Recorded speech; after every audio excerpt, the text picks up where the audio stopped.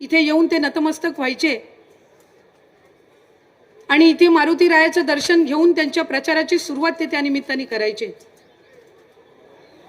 काही दिवसांपूर्वी ज्या वेळेला आदरणीय सुनेत्रा काकींचा अर्ज आपण त्या ठिकाणी निवडणुकीचा दाखल केला, त्यावेळेला सुद्धा आदरणीय काकींनी, जयदादांनी, पारदादांनी इथं या ठिकाणी येऊन आपल्या सर्वांच्या समवेत इथं दर्शन घेतलं, इथे आशीर्वाद घेतला आणि मग त्या ठिकाणी ते अर्ज दाखल करण्यासाठी आले।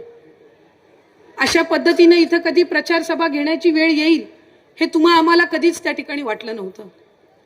अजितदादांचं नाव घेतलं की आपल्या समोर फक्त या विधानसभा मतदारसंघाचा लोकप्रतिनिधी म्हणून चेहरा समोर येत नाही, तर चेहरा समोर येतो त्या व्यक्तीचा ज्यांनी या मतदारसंघासाठी, या भूमीसाठी स्वप्न पाहिली, त्यातली अनेक स्वप्न त्यांनी साकार केली। अजितदादांचं नाव घेतल्यावर आपल्या सर्वांच्या समोर ते व्यक्तिमत्व येतं जे आपल्या आधारस्तंभ म्हणून चांगल्या वाईट सगळ्या दिवसांमध्ये आपल्या सोबत उभे राहिले। अजितदादांचं नाव घेतल्यावर आपल्या स्मरणात येतं ती एक बाब की आमच्यासारख्या असंख्य कार्यकर्त्यांना आदरणीय अजितदादांनी तयार केलं, संधी दिली एक लोकप्रतिनिधी म्हणून काम करण्याची। अजितदादा हे केवळ व्यक्ती नाहीत, ते एक विचार होते आणि तो विचार पुढे नेण्यासाठी आज तुम्ही आम्ही सर्वच या ठिकाणी जमलेलो आहोत।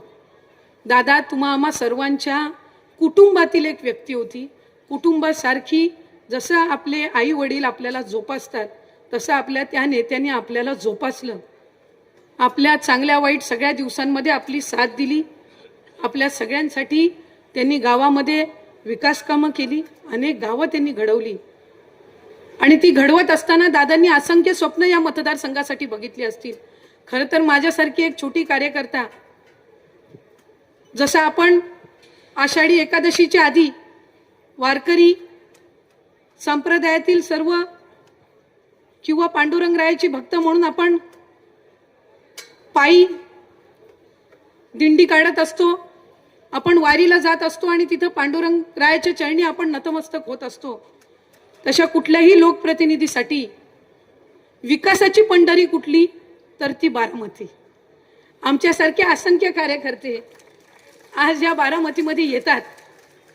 आपला मतदारसंघ आपण कसा घडवावा तर तो बारामतीसारखा म्हणजे अजितदादांच्या बारामतीसारखा करावा असं स्वप्न हे आम्ही सगळ्यांनीच त्या ठिकाणी नेहमी पाहत आलो।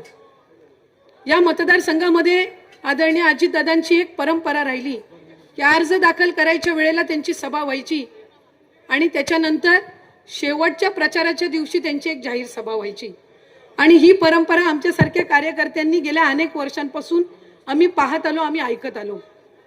खऱ्या अर्थानं ती दादांची निवडणुकीच्या राजकारणातली एक पद्धत, पण त्याचबरोबर ती बारामतीकरांची साथ ही आदरणीय अजितदादांना मिळाली याचा उल्लेख मला आजच्या दिनी का करावा असं वाटतो की दादा कधी बारामतीमध्ये स्वतःच्या प्रचारासाठी थांबायचे नाहीत, तर आमच्यासारख्या कार्यकर्त्यांच्या प्रचारासाठी ते विधानसभेच्या निवडणुकीला वेळ द्यायचे। याचं कारण सबंध बारामतीकरांवर त्यांचा विश्वास होता की ते आदरणीय दादांना सर्वाधिक मताधिक्यांनी लोकप्रतिनिधी म्हणून निवडून देतील। आज जरी या पार्श्वभूमीवर आपण या निवडणुकीला सामोरं जात असलो तरी दादांची अपूर्ण राहिलेली स्वप्न ही आपल्याला सुनेत्रा काकींच्या रूपाने त्या ठिकाणी पूर्ण करायची आहेत आणि म्हणून जसं आपण दादांना साथ द्यायचा तसं आम्ही सगळेजण, कारण आम्हाला सगळ्यांना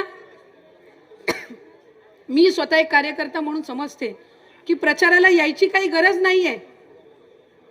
आपण सगळ्यांनीच ही निवडणूक हातात घेतली आहे। आमच्यासारख्यांची सगळ्यांचीच आपली इच्छा होती की ही निवडणूक बिनविरोध व्हावी। कधी कधी काही निवडणुका बिनविरोध होत नसतात, त्याला आपण नकारात्मक नाही तर सकारात्मक पद्धतीने घेतलं पाहिजे। म्हणून सर्वाधिक मताधिक्यांनी आज दादांनंतर आपल्याला कोणाला निवडून आणायचंय हे उत्तर जर आपल्याला द्यायचं असेल तर ते सुनेत्रा काकींच्या रूपाने आपल्याला या निवडणुकीमध्ये द्यायचंय। माझी आपल्या सर्वांना कळकळीची विनंती राहील, आज आम्ही इथे सर्वजण सुनेत्रा काकींना या माऊलीला पाठबळ देण्यासाठी आलोय की आम्ही सर्वजण काकी आपल्या सोबत आहोत आम्हाला सगळ्यांना दादांनी मार्गदर्शन केलं, आम्हाला सगळ्यांना दादांनी संधी दिली आणि दादांनंतर काय हा विचार आमच्या सगळ्या कार्यकर्त्यांच्या मनामध्ये आणि समोर असताना आपण उभ्या राहिलात, ठाम पद्धतीने उभ्या राहिलात. तुमच्या मनातलं, तुमच्या आयुष्यातलं सर्वात मोठं दुःख हे बाजूला सारून तुम्ही राष्ट्रवादी काँग्रेस पक्ष, अजितदादांचं स्वप्न पूर्ण करण्यासाठी तुम्ही उभे राहिलात. हे ऋण आम्ही कधी फेडू शकणार नाही. हे ऋण मला या निमित्ताने व्यक्त करावं असं वाटतं. आणि काकी, आज आम्ही सबंध कार्यकर्ते म्हणून आपल्या सोबत आहोत, पण आम्हाला सगळ्यांना विश्वास आहे की ही जी सगळी असंख्य जनता आहे हे सगळे तुमच्या सोबत आहेत.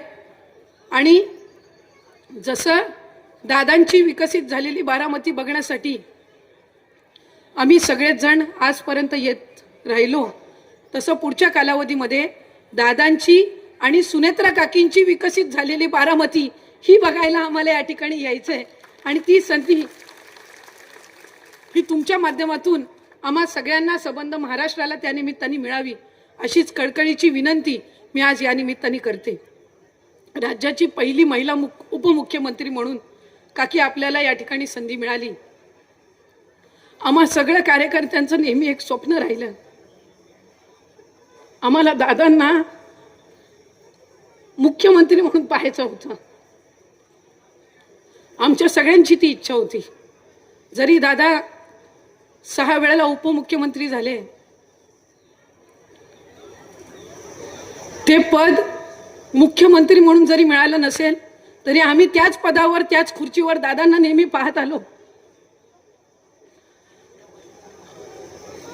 कदाचित हे आमच्या सगळ्यांचं दुर्दैव असेल, कदाचित राज्य म्हणून सुद्धा दुर्दैवी असू शकतं की दादांसारखा मुख्यमंत्री हा कधी लाभू शकला नाही. पण मला खात्री आहे काकी, ते स्वप्न तुमच्या माध्यमातून हे पुढच्या कालावधीमध्ये पूर्ण होईल.